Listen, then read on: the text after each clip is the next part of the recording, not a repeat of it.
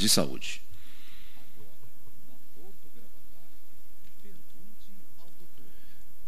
Sobre doenças, tratamentos, saúde e bem-estar, pergunte ao doutor com Carlo Hackman, médico de família. Muito bem, bom dia, doutor Carlo Hackman. Bom dia, Fernando, bom dia, ouvintes, bom dia, Kelvin. Muito bom essa experiência de iniciar o programa contigo. Juntos, assim, né? Juntos iniciamos aqui, pegamos, né, esse momento agradável, esse dia bonito de inverno. Né, mas Tito veio todo encasacado hoje, tá com frio, até de chapéuzinho aqui na cabeça. Até de boina, como diz o Galdério, né? Como eu tenho aqui pouca telha, como diria o... sem rara, né? O Esperanto diz sem rara, sem isso, cabelo. Sem raras, ou pouca telha, como diz lá, é bom usar um chapéuzinho, porque o frio na testa aqui não é... Legal, não é fácil. Muito bom. E aí, então, doutor, como é que tá a vida aí em Gravatal? Tudo tranquilo? Tudo tranquilo. Essa semana é uma semana especial, né? Tive pois aniversário, segunda-feira. É verdade, poxa vida. Então, Né? A vida em Gravatal tá muito boa. Eu tenho certeza que fizemos a decisão correta lá em casa, né? De ter regressado para próximo da família, trazendo as crianças para conviver próximo da família, num ambiente que a gente sabe que é saudável, que é tranquilo. Gravatal é um lugar muito especial, né? De se morar. Tão especial que eu vim agora, 2-3 semanas atrás, minha mãe veio morar aqui também, próximo. Que legal, né? ótimo. Nós somos 5 filhos lá em casa, ela também é do Rio Grande do Sul, morava em Canoas, e aquela coisa, cidade grande, mesmo que eu esteja aqui mais longe, os meus 4 irmãos estejam lá perto, talvez agora eu esteja vendo ela muito mais do que eles conseguiam ver lá ao longo da semana, principalmente, né? Então é um lugar muito especial da gente viver, da gente morar, a gente tem essa oportunidade de ter familiares aqui. Com certeza a vida tem sido muito boa para mim, muito boa para minha esposa e muito boa para as crianças, principalmente, né? Então, e comemorei meu aniversário aqui, 42 anos. Muito bom, muito legal. E na segunda-feira, né, foi um dia especial também. Mandamos o abraço aqui, exatamente, né? Toda a família da Rádio Porto Gravatar mandando um abraço. E é isso, eu agradeço o carinho, né, também. A gente tem visto assim que ao longo desses 2-3 meses do quadro, né, que a gente vem fazendo juntos, né, Fernando, uma resposta super positiva assim das pessoas de ser um quadro em que a gente tem uma conversa gostosa, uma conversa boa, assim, uma conversa informativa, né? Que essa é o principal objetivo do nosso quadro, né? Passar a informação, fazer a informação circular, chegar nas pessoas, poder esclarecer dúvidas e levar o conhecimento aí para os nossos ouvintes, compartilhando essas informações que a gente tem ou que a gente busca, né? Para poder responder as dúvidas que chegam. Bom, doutor, normalmente a gente já vai direto às perguntas aí, muitas vezes a gente acaba esquecendo de divulgar onde é efetivamente que as pessoas podem te encontrar, porque é a oportunidade, já que você colabora conosco também, de divulgar o espaço onde você atua, onde trabalha, né? Sim. Eu trabalho na Clínica Semente Cristal, né, Fernando, que fica aqui em Termas, do Gravatal. Junto com o meu sogro, que é o Dr. Jefferson Calvetti, que já está há 32 anos na região, a Mônica Calvetti, enfermeira, né? Trabalham também na clínica a doutora Tainá Calvetti, que é médica acupunturista, e Luara, que é psicóloga, né? Que faz o trabalho da psicologia, neuropsicologia. Nós estamos ali na Semente Cristal todos os dias, de segunda a sábado, né? Que legal. Sempre no horário comercial, né? Horário comercial, sábados pela manhã, né? Em alguns momentos também temos alguns horários, porque a gente sabe que o importante é muito importante para as pessoas que as pessoas trabalham, né, Fernando? Todos nós trabalhamos, né? E muitas vezes no horário comercial, né? Todos estão trabalhando, então nós temos sim alguns horários durante a semana que se estendem, não com todos os profissionais, né? Mas nós nos dividimos lá para que possamos ter alguns atendimentos também mais estendidos ali, depois 6, 7, até eventualmente 7h30, 8 da noite, né, para algumas situações específicas em que a pessoa não pode vir no horário comercial, e também a opção dos sábados pela manhã, que também é um horário alternativo. Muito bom. Bom, quero mais uma vez destacar aqui que nós estamos já com o e-mail, que é portogravatar@gmail.com, no Gmail, portanto, já está aberto, né? Você já pode fazer as perguntas através do e-mail. Para quem está nos escutando através da internet, também tem o Facebook, você pode interagir rapidamente no Porto Gravatar, somente Porto Gravatar ali no e-mail, né? E o nosso WhatsApp, que é o 996-946-677. Eu vou começar, doutor, aqui, apesar de eu ter te mandado as outras perguntas, eu vou começar com a pergunta da Inessa, que é curioso, até porque, na verdade, a gente tem a questão do... Eu tenho o caso do Fernandinho, mas a Inessa tem a menina dela, ela está perguntando aqui, com relação à asma brônquica, né? A menina dela tem reiteradas vezes feito o ataque, como ela diz assim, tem dado o ataque de asma brônquica. E ela pergunta assim, não tem como curar isso? Não, a asma brônquica é uma doença, uma resposta inflamatória, né, da árvore respiratória lá dos pulmões, e que tem um padrão, em primeiro lugar, de característica alérgica, né? Quando a gente pergunta sobre a cura das doenças com esse padrão, doenças inflamatórias com característica alérgica, a gente vai ter a resposta: não, cura específica não, né? A gente vai trabalhar muito com a questão da prevenção, e a gente vai conseguir evitar crises, né? E conseguir evitar principalmente as complicações que podem vir de uma crise aguda de asma, com base na prevenção. Deixa eu tentar explicar melhor, porque a grande pergunta das pessoas com relação à imensa maioria das doenças é: mas não tem cura, né? E a gente sabe que a imensa maioria das doenças crônicas, pessoal, elas não têm cura, elas têm tratamento, né? E o tratamento, por exemplo, hipertensão arterial é uma doença crônica, ela não tem cura na imensa maioria das vezes, mas a gente tem como tratar e como prevenir. Diabetes, a mesma coisa, e a gente vai nessa linha.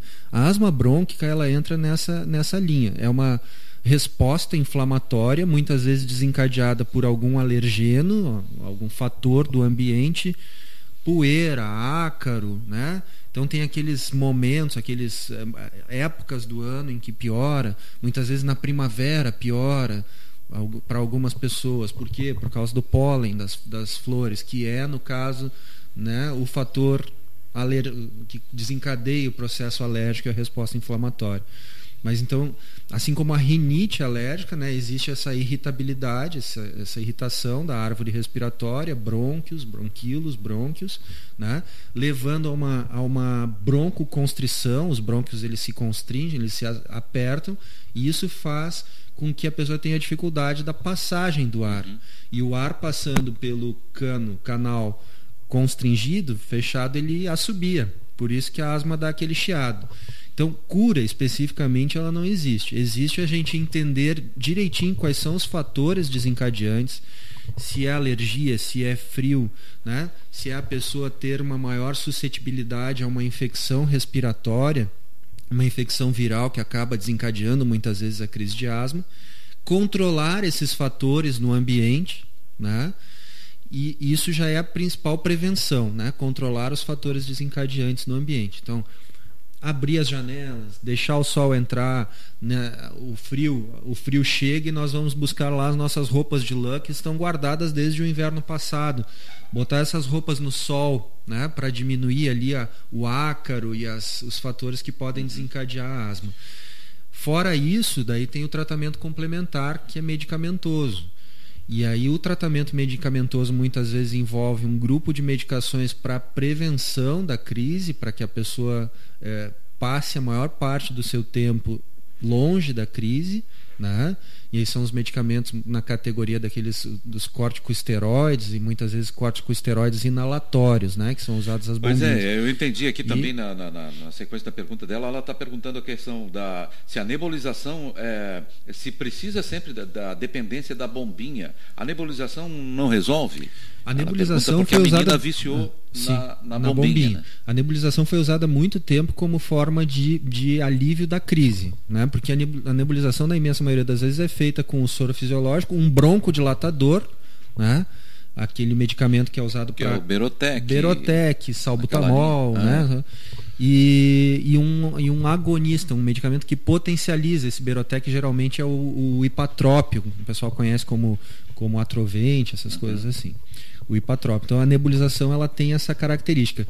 Porém, os últimos estudos, Fernando, que saíram aí, são recomendados pela Sociedade Brasileira de Pediatria, Sociedade Brasileira de Pneumologia, mostram que para a gente obter o alívio sintomático, né, ou seja, quando está na crise, a melhor estratégia é o uso da bombinha inalatória mesmo, do mesmo broncodilatador, que essas bombinhas muitas vezes elas são com o próprio Berotec ou o próprio salbutamol, são medicamentos que às vezes compostos por 2 medicações na mesma bombinha, ela usada ou diretamente ou de preferência com o uso de um espaçador.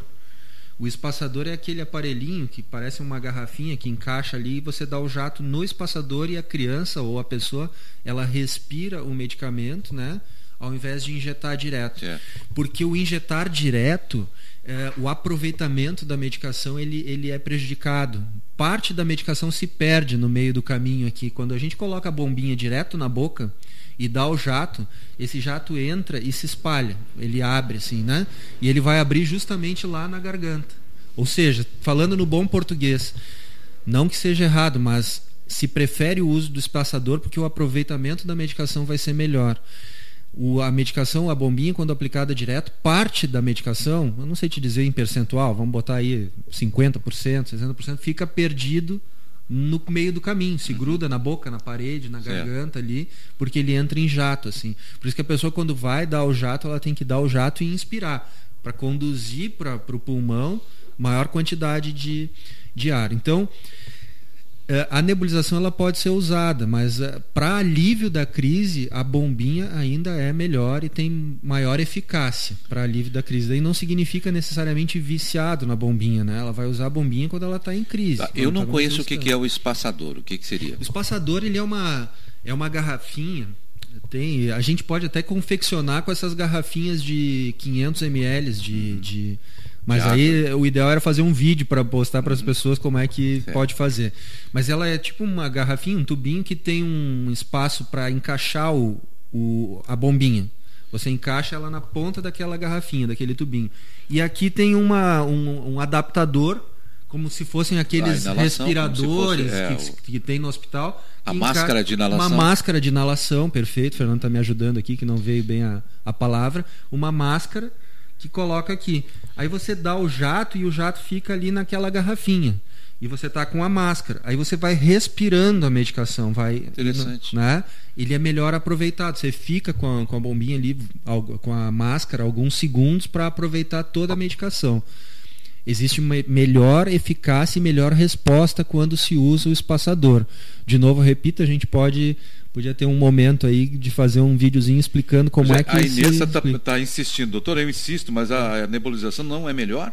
A nebulização não é... Para alívio da crise, Inês, a nebulização não é melhor do que o uso da bombinha, a bombinha sintomática.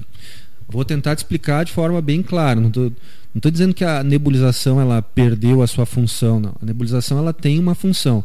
Mas se a sua filha está em crise, está com uma crise de broncoespasmo agora, asma, chiando o peito, em crise aguda, falta de ar, o uso correto da bombinha com a máscara vai ter melhor efeito. Isso são os estudos que mostram, tá?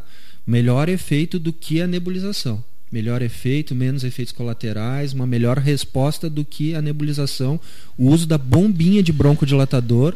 Mas é interessante uma informação que tu dá, digamos assim, porque aquela bombinha normalmente ela já é um medicamento tipo Berotec, Atrovem, já é uma mistura desses medicamentos. Sim, tem bombinhas. Porque em determinado momento, vamos supor assim, a pessoa está em casa, não tem, de noite, não tem como ir comprar, como sair comprar, dá a crise, vai para o nebulizador, se tem a medicação. Se tiver o nebulizador e tiver a medicação, é uma das estratégias utilizadas para aliviar a crise, né? Fazer ali a prescrição, conforme a prescrição que cada pessoa tem ali. Mas é importante a gente entender que tem 2 tipos de bombinhas também, né, Fernando? A bombinha da crise, a bombinha para alívio daquele sintoma, daquele chiado agudo, daquela falta de ar. Quando está com falta de ar, está chiando, está assobiando o peito lá, né? O miado, o famoso miado do gatinho, né? Fica assobiando o peito. A bombinha da crise, que são essas que nós estamos falando, chamados broncodilatadores. Salbutamol, fenoterol, que são o Berotec da vida, o Aerolin, esses aí da vida, né? Então tem as medicações para crise e os broncodilatadores. E tem os medicamentos que fazem a prevenção, são os fazem a diminuição do processo inflamatório. Como eu disse, a asma é uma reação inflamatória da árvore respiratória desencadeada por algum fator externo. Então tem essas medicações que fazem o alívio desse processo inflamatório, que são chamados corticoides inalatórios. Existem inclusive bombinhas misturando os dois. O broncodilatador com o corticoide inalatório. A função do corticoide é prevenção da crise, é fazer com que a pessoa passe pelos seus dias, né, o seu dia a dia, que muitas vezes a gente não vai conseguir evitar totalmente a exposição aos fatores externos, a pessoa passe por eles sem ter tantas crises assim.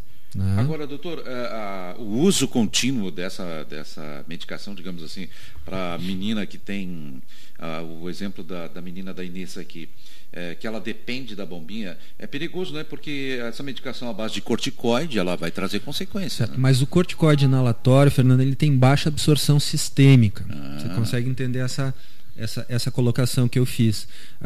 A absorção sistêmica, a absorção geral pelo corpo do corticoide inalatório, né, ela é reduzida, ela não tem o uso quando necessário, porque a pessoa que tem a asma, né, que tem a rinite, muitas vezes tem que usar por um longo período, 3, 4, 6 meses ou até mais tempo, a bombinha para prevenção. Né?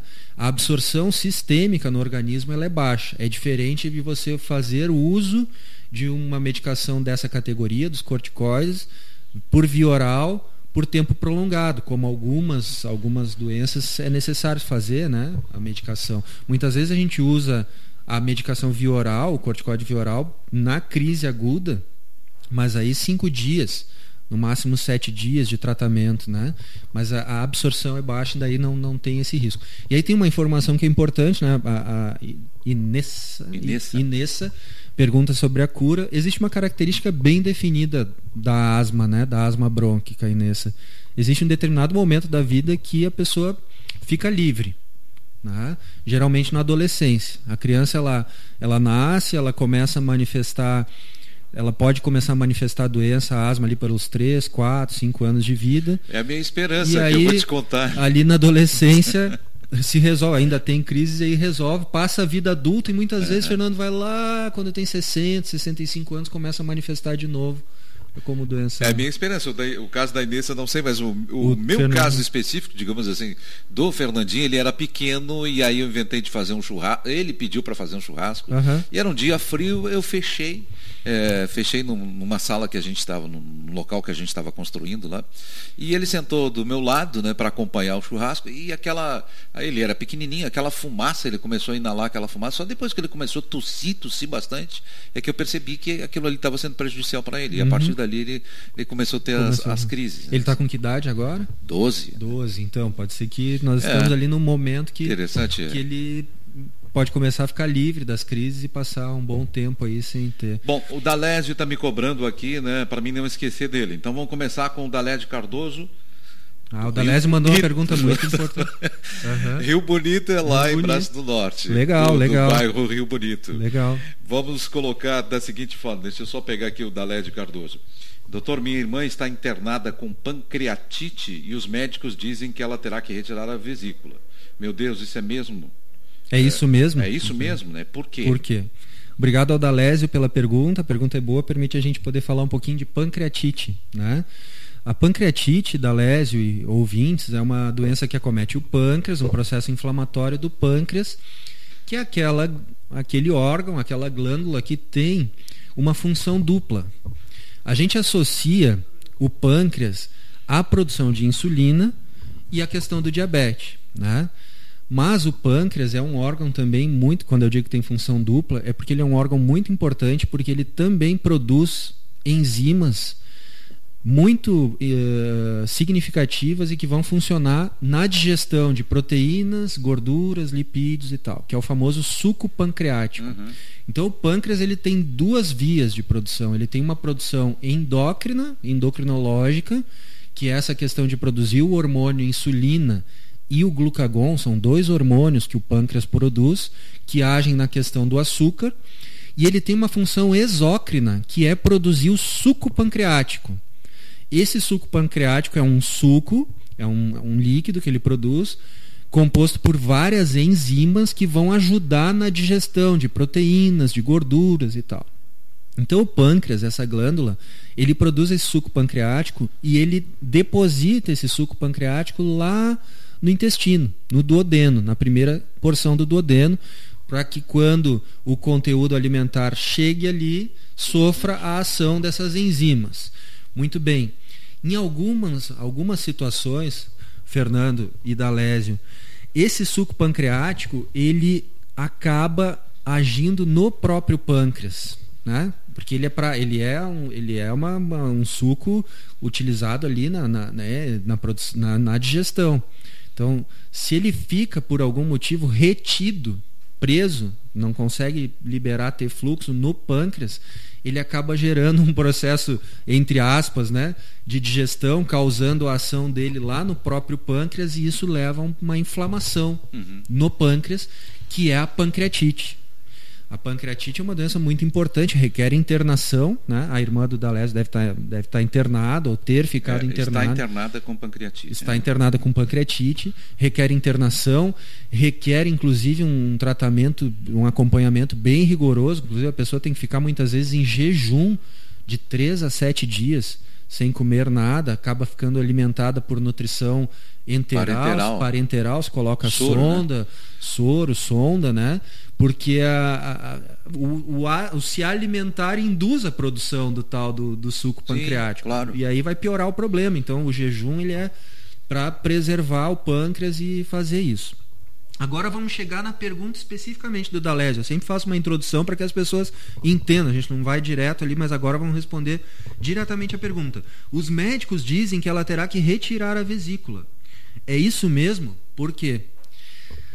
75% das pancreatites, Fernando e Dalésio, são causadas por cálculo biliar, pedra na vesícula, ou por pessoas que têm dependência crônica ao álcool.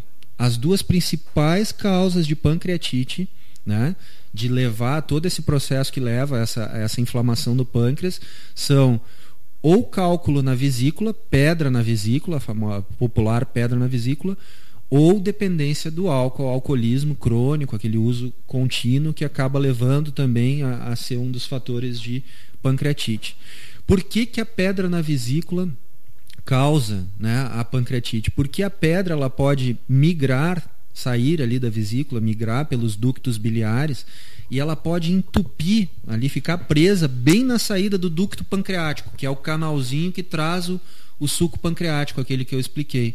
E ela tranca ali, ela causa aquela obstrução que eu falei, o suco pancreático não drena como deveria drenar para o intestino, para o duodeno, para o intestino, acumula lá no pâncreas e gera inflamação no pâncreas. Então, muitas vezes o tratamento, se a pessoa tem pedra na vesícula, essa provavelmente deve ser a causa da irmã do Dalésio, né? Provavelmente ela tem pedra na vesícula, essa foi a causa da pancreatite e se indica a cirurgia porque mais da metade das pessoas que têm cálculo biliar, se não fizer a ressecção da vesícula, vão ter nova crise de pancreatite ao longo da vida. Eu fico fazendo careta aqui porque a dor deve ser... E a gente não falou, né, do sintoma. Sim, a principal causa, a principal sintoma clínico da pancreatite é a dor abdominal. É uma dor forte, bem importante. É uma dor que a gente chama de dor em faixa. Ela pega aqui na região do estômago, da boca do estômago, e se estende em faixa para os dois lados, para o lado direito e para o lado esquerdo, e vai parar lá nas costas. É como se você passasse uma faixa ali na região do seu estômago, porque ela se irradia daqui da frente lá para as costas. Ela é forte, ela é de alta intensidade, né? O tratamento requer internação. muitas vezes analgesia, né? E o jejum. O tratamento clínico é esse, né? Em alguns casos, se tiver alguma... o grau de complicação vai depender da lesão lá do pâncreas. Pode ter, inclusive, necrose de parte do pâncreas, né? Que é quando a lesão ela é mais profunda. Em alguns casos pode necessitar o uso de antibiótico, né? Dependendo da situação. Mas a manifestação clínica mais importante é a dor abdominal. Mas ele está insistindo aqui, precisa retirar a vesícula mesmo hoje, com o advento, com a melhora da medicina, não tem como tratar isso? O tratamento clínico ele é feito, Dalézio. O tratamento clínico tem várias coisas que a medicina já avançou nisso. A questão que eu te digo e que realmente é isso, é porque a chance de recidiva, de ela ter um novo evento, né, se ela tem predisposição e se ela tem cálculo biliar, é de mais 50%. Alguns estudos falam em 50% das pessoas vão ter novos episódios de pancreatite se elas persistirem com a vesícula, que é o local que armazena a bile e que acaba tendo predisposição de formação de cálculo. Então, assim, existe toda uma tecnologia de tratamento para pancreatite, né? Não é também uma urgência, assim, ela pode ser feita a intervenção durante essa internação que ela já está, mas às vezes essa cirurgia é programada, até porque ela tem que sair da crise agora, né? Ela deve estar em tratamento clínico para melhorar da pancreatite, ela vai melhorar da pancreatite, e a partir daqui a cirurgia ela está indicada como forma de prevenir novas crises. O que se avançou muito é que hoje é uma cirurgia que ela é feita por vídeo, né? Ela não é mais aquela cirurgia aberta como se fazia. Então, na imensa maioria dos locais é uma cirurgia feita por videolaparoscopia, uma videolaparoscopia, né? Que se faz a retirada da vesícula inflamada e com os cálculos para a prevenção de novas crises. Agora, a pergunta é assim, doutor, retirando a vesícula, essa pessoa vai ter, a irmã dele, digamos, vai ter problemas, principalmente com relação ao fígado, ingestão de alimentos, alguma coisa? Não, em princípio não, Fernando. A vesícula biliar, ela tem uma função de armazenar a bile que é produzida no fígado, e a bile, essa bile é um dos sucos, um dos líquidos que é utilizado na digestão também. Então veja, vem o suco pancreático lá do pâncreas, vem a bile do fígado, da vesícula, né, e do fígado diretamente, e ela é utilizada basicamente na digestão das gorduras. A bile ela é para desmanchar as gorduras ali na entrada do intestino e ajudar nesse processo de digestão. Quando a pessoa não tem a bile, a gente perde o reservatório. Como se fosse uma caixinha d'água ali que fica com um reservatório. Você acaba recebendo água direto da Kazan, né? Ou seja, estou fazendo essa analogia para a gente entender assim. Eu posso ter meu reservatório em casa, né? E aqui a minha caixa d'água reserva lá. Então a bile é um reservatório, a vesícula é um reservatório da bile, né? Mas o nosso fígado ele produz bile constantemente. O que acontece é que ele vai liberar direto no intestino. Ele vai estar liberando essa bile diretamente no intestino, né? E quando aumenta, quando vai tiver dar o processo... problema para a gente poder entender se ela vai ter na vida dela, ela vai ter alguma dificuldade? Não, o fato de ficar sem não ter a vesícula não causa uma dificuldade. Azia, não, a digestão vai ser a mesma, tranquilo. Né? Quando a pessoa se alimenta, já tem todos os mecanismos de neuromodulação, né? Vai acabar desencadeando maior produção de bile, a bile vai direto para o intestino, ela só não fica armazenada. A questão é essa, em algumas pessoas o fato dela ficar armazenada ali, ela se concentra de tal forma que ela empedra, né? Ela está concentrada. Isso que eu ia te perguntar, era outra questão que eu tinha notado aqui também. Então, tipo assim, retirando a vesícula, ela vai ter também vai ter menos possibilidade de ter cálculo biliar? Sim, ela não vai ter cálculo, porque vai ter um fluxo contínuo ali. Certo. A bile vai estar constantemente sendo liberada no intestino. O problema do cálculo é que quando ela acumula na vesícula, muitas vezes ela fica concentrada de tal forma que ela empedra, porque ela está armazenadinha ali na vesícula e acaba formando pequenos cálculos, pequenas pedrinhas. Quando a pessoa retira a vesícula, né, nesses casos que tem indicação, não é todo mundo tem que sair retirando a vesícula, tá, pessoal? Não estou falando. Nós estamos falando aqui especificamente de uma situação que a pessoa tem o problema pedra na vesícula, que teve pancreatite, que é um problema importante, que requer internação, uma série de coisas. Então, tem as situações que tem indicação para retirada da vesícula. Essa é uma delas, é uma das que a gente se considera que fazer a cirurgia pode trazer mais benefício para a pessoa do que eventuais prejuízos, né? Então... Muito bom, esse doutor é 10, diz o Dalésio aqui, ó. Obrigado, Dalésio, obrigado. Legal, muito bom. Obrigado. Bom, eu estou com o Dr. Carlos Hackman aqui, nós estamos com o quadro Pergunte ao Doutor, né? E aí, excepcionalmente hoje, nessa quinta-feira, normalmente apresentado na terça-feira, nós estamos também com os nossos canais abertos aqui, lembrando, né? Eu estou com o Facebook, a página do Facebook da Rádio Porto Gravatá está aberto na minha frente aqui, sou eu que estou com ele agora, você pode fazer a pergunta direto aqui, já sai na tela, melhor ainda, né? Também estamos com o nosso WhatsApp, que é portogravatá@gmail.com, e claro, valeu, Fernando, obrigado. Legal, Dalésio, obrigado para você, tá? E também estamos com o nosso WhatsApp aqui, como o Dalésio está fazendo essa fala, interagindo conosco, né? Mas é isso, Dalésio. Então, só para lembrar, assim, a retirada da vesícula, ela tem a ver com, provavelmente a causa da sua irmã, com certeza, foi o cálculo que obstruiu ali o ducto pancreático, a saída do ducto, e a chance disso voltar a ocorrer no futuro é mais de 50%. Então, por isso que existe essa indicação da retirada da vesícula, que provavelmente seria feita por vídeo, por cirurgia de vídeo. A próxima que nós temos aqui é a Solange Faustina, e um assunto interessante, né, que é justamente a questão do piolho na escola. Meu filho de 15 anos pegou piolho na escola. Já dei o comprimido que dizem que acaba com as pragas, mas ele vive coçando o corpo todo. Coçando o corpo todo. É dos piolhos? Esses comprimidos resolvem mesmo? Obrigado, Solange, pela pergunta. Então, temos duas questões aqui, né? Ela disse que, bom, primeiro o filho de 15 anos pegou na escola. Isso é o mais comum, né, Fernando? O que é o piolho? O piolho é um inseto, né, que ele tem ali aproximadamente menos de meio centímetro de tamanho, um piolho adulto, né? 4, 5 milímetros mais ou menos. Ele é um inseto que vive basicamente nos pelos, nos cabelos, né? É um inseto. Ele é um inseto.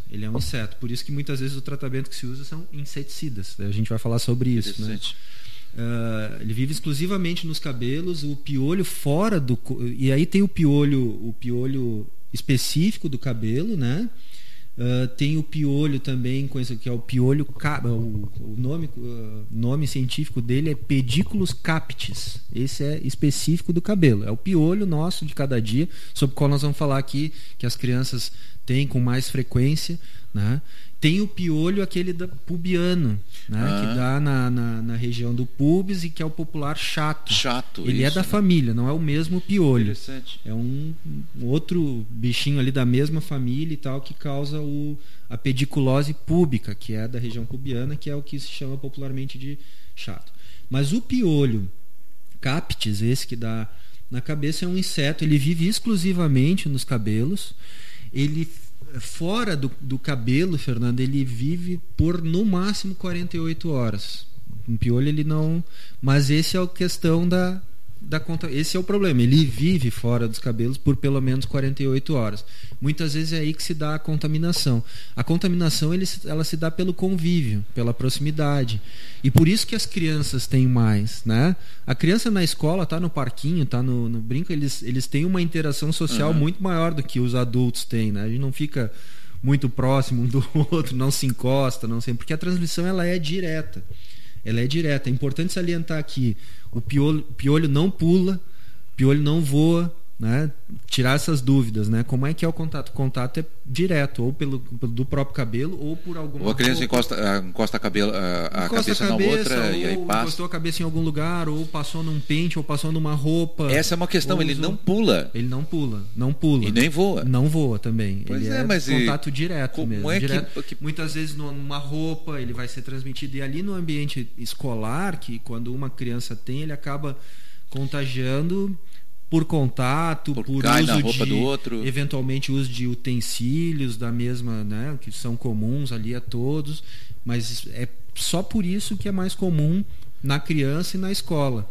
Não tem relação com tamanho de cabelo, Né? Isso que eu ia te perguntar também. A questão bom, cabelo crespo, menos, cabelo liso. Nós dois estamos protegidos. Não temos esse problema. Mas assim, do cabelo liso, cabelo comprido, cabelo crespo, não tem nenhuma relação com isso. Agora, uma questão interessante, assim, tem pessoas que têm mais probabilidade de pegar piolho. Eu já ia falar o chato, mas é o piolho. Em princípio, eu andei pensando um pouquinho sobre isso, né? Se existe isso mesmo ou se é um pouco lenda. Uhum. Não sei se... É difícil a gente definir certo se existe alguma predisposição específica. Porque é uma infestação, é um inseto que acaba infestando ali o couro cabeludo, né? Aí, o piolho, né? Também coisas importantes da gente diferenciar. Existe o piolho macho e o piolho fêmea, né? A fêmea coloca ovos. Os ovos são a lêndia, né? Então, para a gente entender o que é a lêndia. A lêndia são os ovos do piolho. Não, a lêndia não é uma piolha fêmea, né, no caso. A lêndia são os ovos do piolho. Um piolho ele vive de 30 a 40 dias. Né? Esse é o tempo de vida desse inseto. Como todo inseto, ele não vive muito tempo. Ele vive 30 a 40 dias. Durante esse período, a fêmea vai colocar ovos que aí eles vão se replicar se a gente não fizer nada, né? Esses ovos, eles eclodem, eles vão dar novos piolinhos em torno de 8 dias. Esse é o tempo de vida ali do muito rápido. Ovo. E uma fêmea chega a botar em torno de 10 ovos por dia. Isso, então, se a gente for pensar aí que ela vive 30, 40 dias, tirando a fase que ela é pequenininha ali, uma fêmea bota 200 ovos ao longo da sua passagem por ali. Então é importante a gente abordar o piolho e a retirada, né, do piolho e das lêndias, que são os ovos, que é o que vai perpetuar ali a replicação, né, do piolho. Quais estratégias que temos para isso, né? Existem medicações, que na verdade são medicamentos que têm essa característica de serem inseticidas, que são usados localmente, ou em forma de loção. Falando, eu lembro que no tempo mais antigo aí o pessoal usava o tal de Neocid em cima da cabeça. Neocid é um inseticida, louco, né? Só que daí ele também já tem uma característica, porque assim, tem que ser específico para não causar toxicidade também na pessoa, né?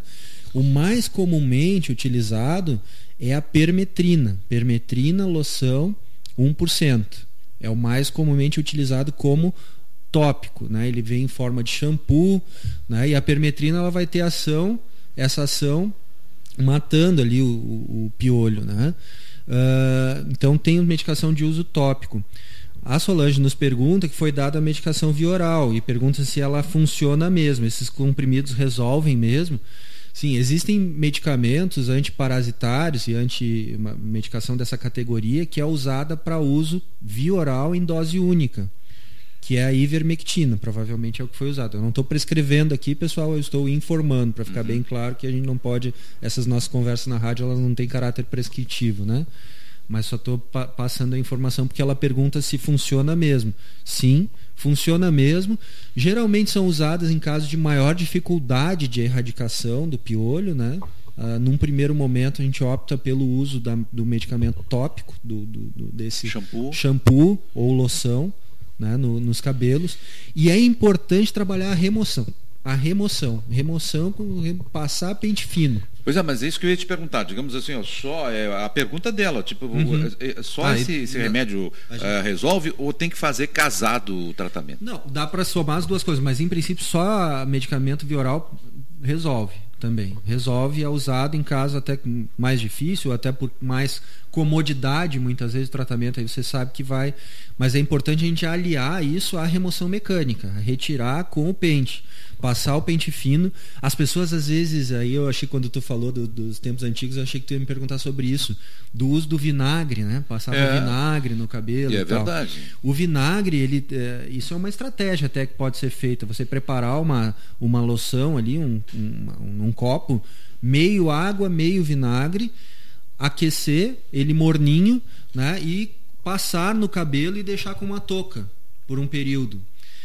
Ele não vai fazer ele vai fazer a ação, ele acaba, o vinagre ele tem muito mais ação na lêndia do que no piolho, tá? Eu não estou falando do vinagre para acabar com o piolho. Para acabar com o piolho é essas estratégias, ou a medicação via oral ou o tópico ali, uma permetrina tópica, mas para ajudar na limpeza, na remoção mecânica, o vinagre ajuda bastante. Ele ajuda a soltar, ele solta uma casquinha externa da lêndia e ele acaba, ao passar o pente fino, você consegue tirar melhor a lêndia e os piolhos remanescentes que ainda ficaram ali.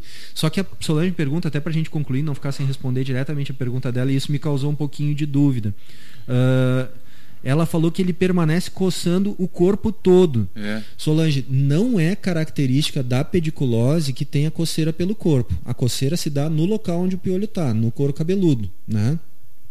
Não é o esperado assim que ele tenha coceira pelo corpo. Outra informação importante é que muitas vezes pediculose é o nome que se dá técnico para quando a pessoa está com piolho, tá?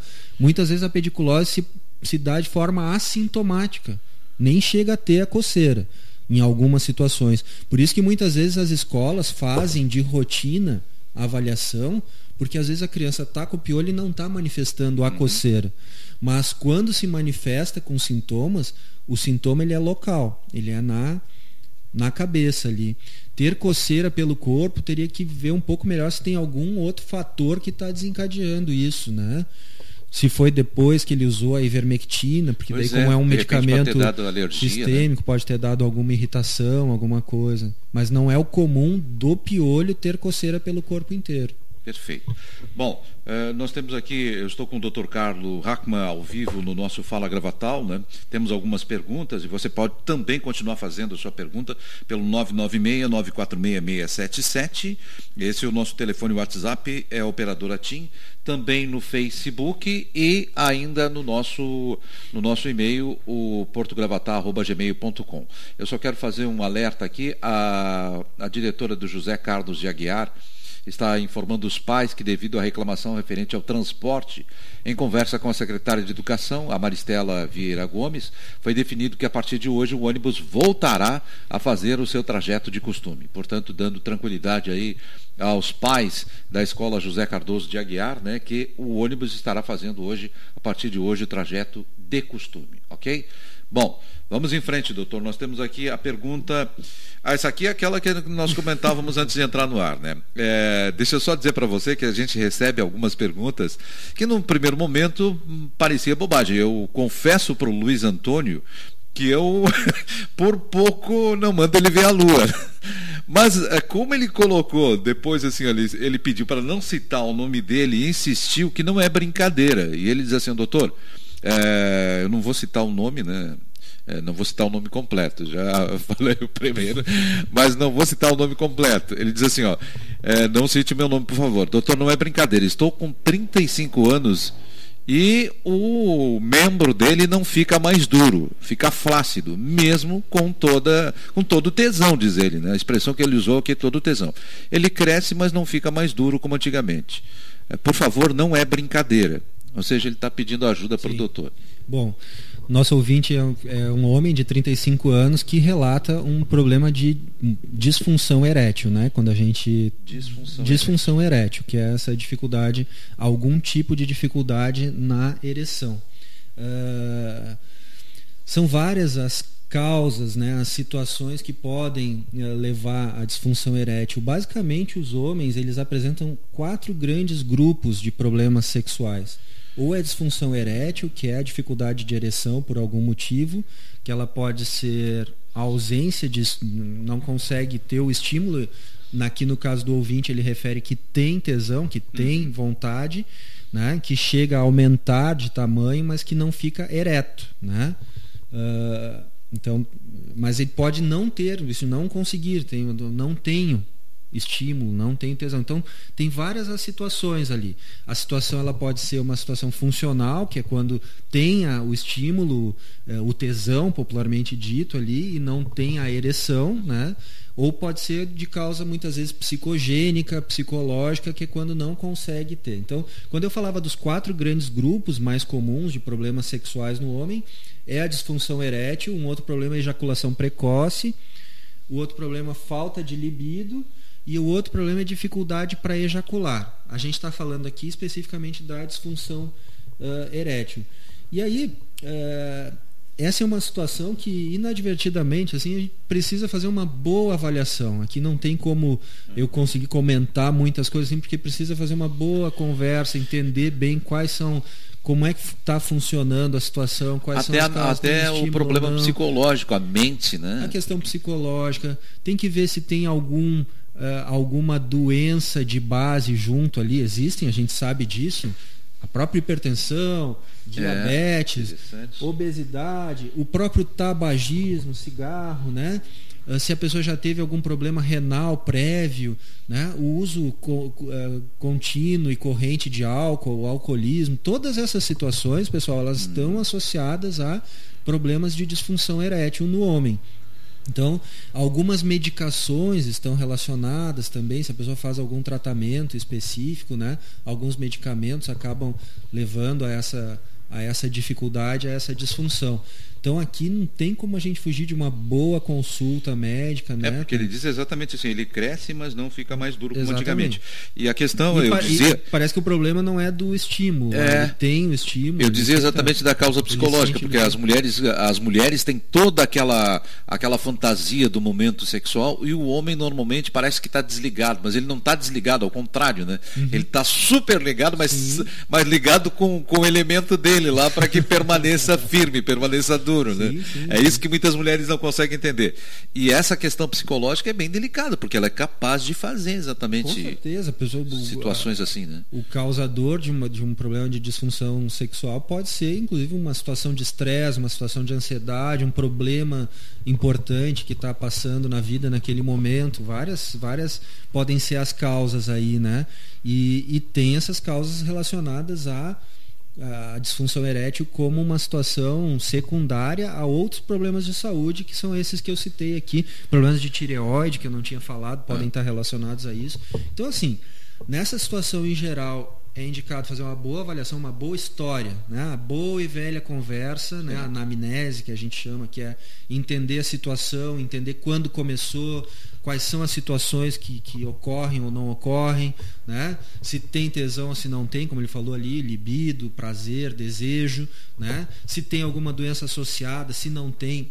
Muitas vezes numa consulta inicial se vai investigar, se faz alguns exames aí para avaliação dessas coisas que a gente falou, para a partir daí poder definir bem qual que é a melhor estratégia de tratamento, né? Agora, de ajuda. Uma das causas interessantes que tu citaste aí, que é muito comum dos homens em si, né? E que muitas mulheres reclamam, é exatamente a questão da ejaculação precoce. Ela não é psicológica, efetivamente? Ela tem esse fator psicológico também, né? Ela tem esse fator psicológico. Ela está aí dentro de um dos outros grupos ali, porque na ejaculação precoce, a parte que a gente estava falando antes, ela funciona, né? Ou seja, tem desejo, tem ereção, né? Mas o que acontece é que a manutenção ali da ereção, ela se dá por pouco tempo, né? Porque a pessoa tem, o homem, quando ele tem a ejaculação, né? A ejaculação seguida, é o momento que ele deu, né? Acabou a ereção logo na sequência. Então, em seguida o bicho entra em repouso depois da ejaculação. Entra em repouso. E aí a ejaculação precoce, ela pode ter fatores psicológicos, sim, né? Está relacionado a isso, a questões ligadas a ansiedade ou a preocupações, né? E muitas vezes abordagens que correlacionam com isso, com técnicas que na área da psicologia se chamam de terapia cognitivo-comportamental, alguns exercícios e tal que são realizados para que se construa ali um melhor controle, né, da ejaculação ali, né, alguma forma de seguir assim, para conseguir ter um melhor controle da ejaculação, que, como o próprio nome diz, é ejaculação precoce. Ela se dá num tempo mais curto, né, e que às vezes está relacionado a processos psicológicos, sim. Claro. E às vezes você não tende a ser é isso que a gente tem que cuidar, né? E cuidar para falar tanto um quanto o outro, tanto a disfunção erétil quanto a ejaculação precoce. Tem que cuidar para a pessoa não entrar num efeito bola de neve, assim, né? Ou seja, aconteceu uma vez comigo, aí na próxima vez o homem já vai preocupado com aquilo, né? Vai acontecer de novo e tal. Aí é uma bola de neve, porque aí tu né? Fica a pressão psicológica, ela entra de forma tudo marcante. É cabeça, tudo é pensamento, tudo é cabeça, né? tudo E é aí pensamento, a gente precisa trabalhar exatamente essa ideia. Assim como tem aquele que tem o camarada que consegue segurar por mais tempo, o tempo que ele quiser, brincar até com isso, né?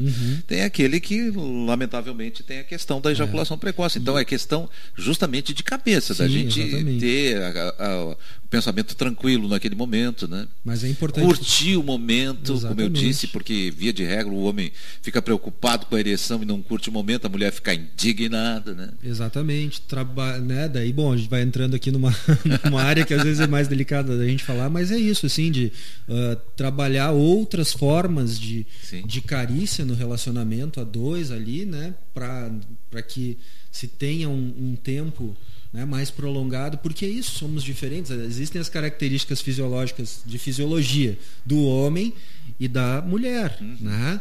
E no processo ali da questão sexual, da interação entre os dois, se sabe que a mulher ela tem uma por característica dela, né, fisiológica, necessita muitas vezes um maior tempo, e aí então coisa que cada casal aí vai conversando, vai descobrindo, né? Mas é importante trazer, principalmente quando a gente fala desses problemas, tanto da disfunção quanto da ejaculação precoce.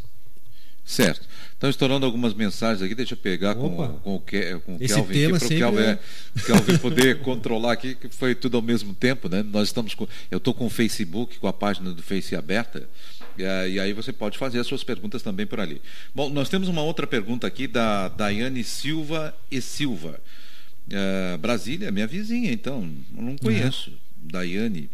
Bom, a Daiane pergunta assim: Dr. Carlos, minha filha tem amidalite e um cheiro forte na garganta. Não existe um remédio caseiro para curar o problema dela? Eu lembro que a gente já trabalhou esse assunto. A gente trabalhou esse assunto. Né? E vamos falar de algumas coisas caseiras, Daiane, mas primeiro entender, a amigdalite é uma infecção das amígdalas, né, que estão lá no fundo da garganta, né, tem uma função de produção de alguns anticorpos e tal, e algumas pessoas, algumas crianças têm amigdalite de repetição, que é a amígdala, ela sofre repetidamente por infecções frequentes. A pessoa vai lá, trata, muitas vezes usa antibiótico e tal, e daqui 1 mês, 3 meses, de novo, né, amigdalite.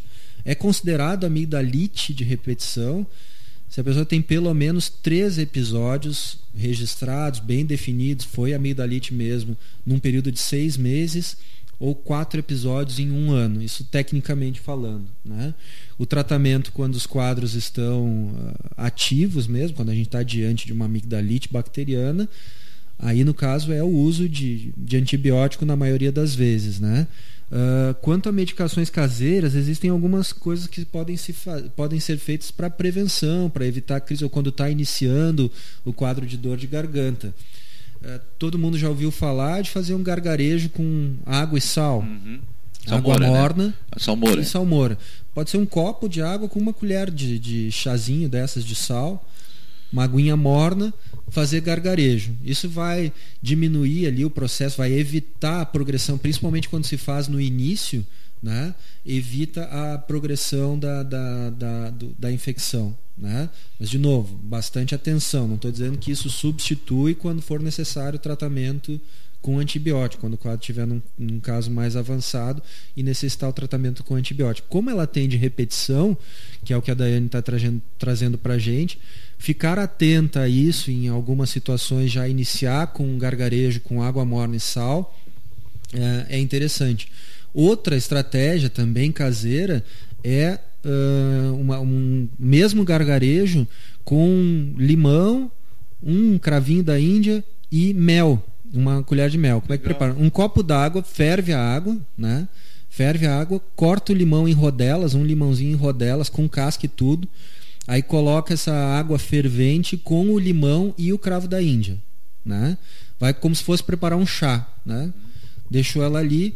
Quando ela estiver ficando morninha, quando ela já estiver morninha, a ponto de poder ingerir, coa para tirar aquele limão e aquele cravo da Índia fora. Essa aguinha você adiciona uma colherinha de mel, mexe bem e aí faz o gargarejo com esse preparado. água, limão, cravo da Índia, mel. Corta o limão em rodelas, o cravo da Índia, acrescenta a água fervente no copo, deixa ficar morninha, quando tiver morninha, coa. Morninha, coada, acrescenta uma colherinha de mel, mexe bem, e essa aguinha morna, com o melzinho, o limãozinho, o cravo da Índia, faz o próprio gargarejo. Também tem, assim, é usado para evitar a progressão e a piora da amigdalite, né? O mel tem algumas características antibióticas, né? Tanto que existem alguns medicamentos caseiros vendidos por aí à base de própolis também, que são usados para prevenção da amigdalite. Pois é, e o própolis puro nesse caso aí não é interessante? Também ajuda. Né? É uma estratégia caseira também, né?